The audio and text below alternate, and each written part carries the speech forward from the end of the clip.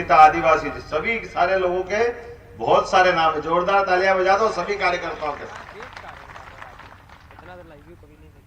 काल के प्रवाह में कई प्रसंग हमको प्रेरणा देते हैं। हमने सबने देखा भगवान की कृपा से ऐसे अपने इस देश के लिए देश के बाहर जाकर के वर्तमान में अगर कोई कहे कि मैं भारत से आया हूं, ये नहीं कहना पड़े तो हमारे यहाँ के कौन कौन से इतिहास से बात जोड़ेंगे। आप किस धरती से आए? दुनिया के 200 से ज्यादा देश, और 200 से ज्यादा देशों में जाकर के कभी कोई पहचान बनाएगा, वो कहेगा कि मैं उस देश से आया हूं। गाना था ना बहुत अच्छा, हम उस देश के वासी हैं। जरा जोर से बोलो, यही बोलते ना। अब ये हमारे लिए एक नहीं, दो नहीं, तीन, जिस देश में गीता, गंगा, गौ माता की पूजा होती हो, इसके कारण से भी दुनिया में भारत की संस्कृति सदैव पूजाती रही। हमें इस बात का गर्व है। और मैं ये इसलिए बात कह रहा हूं, शुक्ला जी भी हमारे बीच में है। कांग्रेस के भी अतीत के अंदर बनारस हिंदू विश्वविद्यालय अगर किसी ने स्थापित किया तो तत्कालीन कांग्रेस के अध्यक्ष पंडित मदन मोहन मालवीय जी ने स्थापित किया। बाल गंगाधर तिलक वो भी कांग्रेस के अध्यक्ष थे।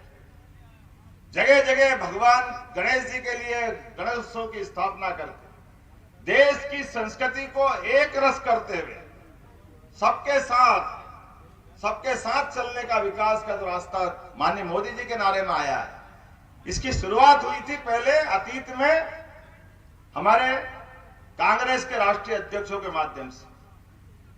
जनसंघ के जमाने की तो स्थापना 52 में हुई, रजिस्ट्रेशन 51 में विचार आया। लेकिन दुर्भाग्य के साथ कहना पड़ रहा है जो अंग्रेज नहीं कर पाए थे, जिस देश के टुकड़े के मामले में अंग्रेजों ने बहुत फूट डाली। 1857 की हिंदू मुस्लिम ने मिलकर लड़ाई लड़ी, लेकिन 1857 की लड़ाई में भी बीच डाला अंग्रेजों ने फूट डालने का। बड़े दुर्भाग्य के साथ कहना पड़ रहा है। लेकिन धीरे धीरे धीरे धीरे धीरे कांग्रेस अपनी गलतियों को याद करने के बजाय एक देश को ऐसे मुकाम पे लाके छोड़ रही है जहां लीडरशिप का अभाव है, सोच का अभाव है, समझ का अभाव है। कोई क्या कर रहा है क्या नहीं कर रहा पता नहीं चल रहा है। जैसे कोई बस में धक्का लगाना हो, बस बंद पड़ी है, बस को चालू करना है तो इतना ही तो करेंगे। समझदार लोग के पीछे से धक्का लगाएंगे, ड्राइवर साहब खटर पटर करेंगे, हो सकता है चालू हो जाए, ऐसे ही होगा ना। लेकिन कांग्रेस की बस ऐसी खड़ी करी कि जिसमें डीजल पेट्रोल तो सब था, लेकिन धक्का लगाना मालूम नहीं, चार उधर से धक्का लगा रहा है, चार इधर से धक्का लगा रहा है, और धक्का लगा लगा के पसीना पसीना हो जा रहा है, और बस है कि चलती नहीं है। उनको समझ में नहीं चलेगी कैसे। अरे ये नादान की दोस्ती जी का जंजाल है। आप किस रास्ते पे जाना चाहते हो? आप कर क्या रहो? किधर से आप गाड़ी बढ़ाना चाहते हो? क्या आप करना चाहते हो? कैसी कैसी कल्पना करते हो? अपन कल ही कल्पना करो, कल जो समाचार आया दूरदर्शन का लोगो, उस लोगो के अंदर अभी तक सफेद था, अब ये हमारे माथे पे भगवा टोपी आ गई। कांग्रेस के तिरंगे के झंडे में भी भगवा है। अब वो केवल कलर उस पे हो गया तो क्या हो गया भैया? हाय रे हाय रे हाय रे। कांग्रेस पूरे देश में चिल्ला रही कि क्या कर रहे क्या कर रहे, भगवाकरण कर रहे, भगवाकरण कर रहे। अरे भैया देश के तिरंगे में भी भगवा है, कांग्रेस में भी है और भाजपा में भी है। अरे तुम जरा देश के लिए निगाह खोल के तो देखो। ये हमारी सूर्य संस्कृति है जो हमारे राजा राम से लेकर उसके पूर्ववर्ती काल से लेकर आज तक किसी भी मंदिर पे अगर ध्वज चढ़ेगा तो भगवा ही चढ़ेगा इस देश में, कि कोई और चढ़ेगा। आपको नहीं दिखाई देता तो डूब मरो आप। हमारे अपने देश के वो ले जाने का काम करते हो, वोट मांगने हमारे सबके पास आते हो, लेकिन भगवा से आपको ऐसे अपमान क्यों कर रहे हो? और केवल भगवा से अपमान नहीं कर रहे, यहाँ के देशभक्त मुसलमानों को भी हिंदू मुसलमान लड़ाने का प्रयास करते हैं। कोई एक बार हो तो समझ में आए, लगातार प्रयास करते रहे। मुझे इस बात की खुशी है कि आज यशस्वी प्रधानमंत्री के मौजूदगी में हमारे जब तीसरी बार आदेश लेने जा रहा है, तो आप रिकॉर्ड देख लो, ये 90 का दशक याद करो, उसके बाद का दशक याद करो। राम मंदिर को लेके पूरे देश में जब जब भी दंगे हुए हैं तो कांग्रेस की सरकार ने दंगे कराए। बड़े दुर्भाग्य के साथ कहना पड़ रहा है, जहां देखो वहां हिंदू मुसलमान को लड़ाने का प्रयास। मुझे इस बात की प्रसन्नता है, 8 दिन के अंदर रामनवमी भी मनी और ईद भी मनी, पूरे देश में आनंद के साथ भगवान राम की जय जयकार हुई। बोलो जय जय श्री राम। क्या बिगड़ गया किसका? क्या हिंदू क्या मुसलमान सब एक साथ रहना चाहते हैं? कौन से मुस्लिम बंधुओं ने कहा कि भगवान अयोध्या में नहीं होना चाहिए? किसी ने नहीं कहा, लेकिन जान करके उल्टे रास्ते ले आते हैं, और जब उल्टे रास्ते ले आते हैं तो खुद ही उल्टे होते जाते हैं। हम तो भगवान, अब राम तो मुस्कुरा गए, आनंद आ गया। उज्जैन में बाबा महाकाल का, महालोक का आनंद आ गया। बोला जय जय महाकाल, बोला महाकाल महाराज की। अयोध्या में आनंद आ गया, उज्जैन में आनंद आ गया, बनारस में आ गया। अब तो गोपाल कृष्ण बैठे है कि नहीं जमुना जी के किनारे, उनको स्मरण करना कि नहीं करना? बोलो कृष्ण कन्हैया लाल की। क्या भगवान कृष्ण का जीवन, और हमारे लिए तो ये आनंद की विषय है। रसखान ने भी कितना अच्छा वर्णन किया है। भले ही धर्म से वो मुस्लिम थे, लेकिन कितनी सुंदर कल्पना की है कि भगवान के हाथ से माखन की कटोरी कौवा उठा के ले गया। ये आनंद उस रसखान को आ रहा है, जिस रसखान के माध्यम से पूरा हिंदू मुस्लिम समाज एकता के संदेश देता है। और वो गोपाल कृष्ण का जीवन देखो, हमको याद करना पड़ेगा। दोनों देवता, भगवान राम भी भगवान कृष्ण भी, दोनों के जीवन में कष्ट ही कष्ट थे, परेशानी परेशानी थी, लेकिन दोनों ने अपनी परेशानियों से पार पा करके पूरे देश और दुनिया के समाज के सामने मानवता की स्थापना की, मानव धर्म की स्थापना की। आप कल्पना करो, गोपाल कृष्ण भगवान का जीवन तो कितना कष्ट का था।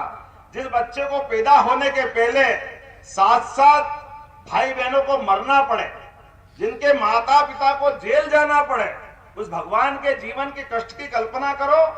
जिनके जीवन में पैदा होते ही, अभी तो उनको मालूम ही नहीं कि यशोदा माँ असली माँ है कि नकली माँ है, लेकिन एक नकली माँ और उनके आगे आ गई। ये उसी प्रकार से होता है जैसा आज हो रहा है, पता ही नहीं चलता कौन क्या कह रहा है। उस समय पूतना आ गई भगवान को जहर पिलाने के लिए। वो तो भगवान की लीला ऐसी और हमारी श्रद्धा है कि भगवान ने पूतना को भी मारा, पर चलो पूतना के टाइम तो छोटे थे, मालूम नहीं पड़ा किसको मारा। अब उसके बाद फिर और बड़ा होने लगे, 5-7 साल के हुए, कभी बकासुर आ गया मारने, बगला का रूप लेकर के। भगवान कृष्ण को पूरे ही निकलने को तैयार हुआ। भगवान ने 2 ही की चोंच पकड़ के 1 की 2 कर दी, और भगवान ने उससे भी मुसीबत से पार हो गए और आगे बढ़े। धेनासुर आ गया, बड़ा आए तो सब मार रहे भगवान को, लेकिन भगवान ने हमारी संस्कृति के लिए, उनका तो जीवन ही धर्म की स्थापना के लिए। आप बताओ, किसी बच्चे को एक दुश्मन आ जाए, दूसरा दुश्मन आ जाए, तीसरा दुश्मन आ जाए, रोज मारने आ रहा है, तो वो अपनी माँ से नहीं पूछते होंगे कि ये माँ भेजते कौन है इनको? तो यशोदा माता बोलती होगी ना कि बेटा ये सब कंस भेज रहा है। अब हमारी संस्कृति कैसी उदार है, हमसे गलतियां हो जाती है। भगवान के जीवन में कदम कदम पर धर्म के मार्ग पे चलने का संकल्प होता है, और ऐसे संकल्प होने वाले भगवान को हम अपने भगवान को कई बार गलती से लज्जित कर देते, कितना गलत बोलते हैं। भगवान के घर में माखन बन रहा है और भगवान को यह मालूम पड़ गया कि कंस उनकी जान लेना चाहता है। यशोदा कहती बेटा बाहर मत निकला कर, ये कंस के लोग तेरी जान लेना चाहते हैं, थोड़ा बचो इनसे, तुम बाहर मत निकलो। अब भगवान छोटे तो हैं, लेकिन दिमाग में तो आ गया कंस कोई ऐसा व्यक्ति है जो मेरी जान लेना चाहता, जिससे मेरी दुश्मनी है। आप अंदाज लगा लो, भगवान अपने उस दुश्मन का दिमाग में लगा करके कहीं न कहीं विचार कर रहे कि कौन है कंस, कौन है कंस। माँ कहती वो मथुरा में रहता, बड़ा राजा है, लेकिन तू उसके चक्कर में मत पड़, तू छोटा है। अब इधर से भगवान बड़े होते जा रहा है धीरे धीरे, और ये देख रहे घर में माखन बन रहा है, और माखन बन करके मटकी में भर रहा है, और मटकी जा रही है घर से बाहर। अब बच्चा कभी तो पूछेगा कि कहाँ जा रहा है, ये दिमाग में आएगा कि नहीं आएगा? तो वो पूछ रहे कि कहाँ जा रहा है माँ, ये तो बोले कंस के पास जा रहा है। अब बताओ कंस के बारे में बच्चे के दिमाग में पहले क्या आया नागेंद्र सिंह जी कि ये तो दुश्मन है और अपने दुश्मन के घर अपने घर से माखन जाएगा तो किसी को पसंद आएगा क्या? बच्चे को अच्छा लगेगा क्या? बच्चे ने कहा नहीं नहीं ये नहीं होने दूंगा, हमारा माखन और हमारे दुश्मन खाए, ये कैसे हो सकता है? तो बच्चे को माँ बाप क्या कहते, तू छोटा तेरे को मालूम नहीं, चल रहने दे तू एक तरफ हट। तो बच्चे को हटा दिया। बच्चे को जैसे मौका मिलेगा तो बच्चा मटकी ढोल देगा, माखन खा जाएगा, मटकी फोड़ देगा। फोड़ेगा कि नहीं फोड़ेगा बताओ जरा। अब भगवान ने अपना विद्रोह प्रकट करना चालू करा, संकल्प लेना चालू किया, लेकिन जाने अनजाने हम सबसे गलती क्या हो जाती है, जो वो विद्रोह कर रहे हैं अपने घर में इस बात का विरोध कर रहे हैं, और जब अपने दोस्तों से पूछते कि अपने पिताजी माताजी को क्या हो गया, अपने दुश्मन को माखन पहुंचा रहे, तो उनके ग्वाल बाल कहते हमारे यहां से भी जा रहा है, बोले तुम्हारे यहां से भी जा रहा है। अरे गलत बात है, चलो तुम और हम मिले, या तो हम खा जाएंगे, मटकी फोड़ देंगे, ये कंस के पास नहीं जाने देंगे। ये भगवान ने उस समय भी सिद्ध किया कि नहीं किया? कोई माखन चोर दे क्या? जोरदार ताली बजा गोपाल कृष्ण के लिए जिनने विरोध किया इस बात का।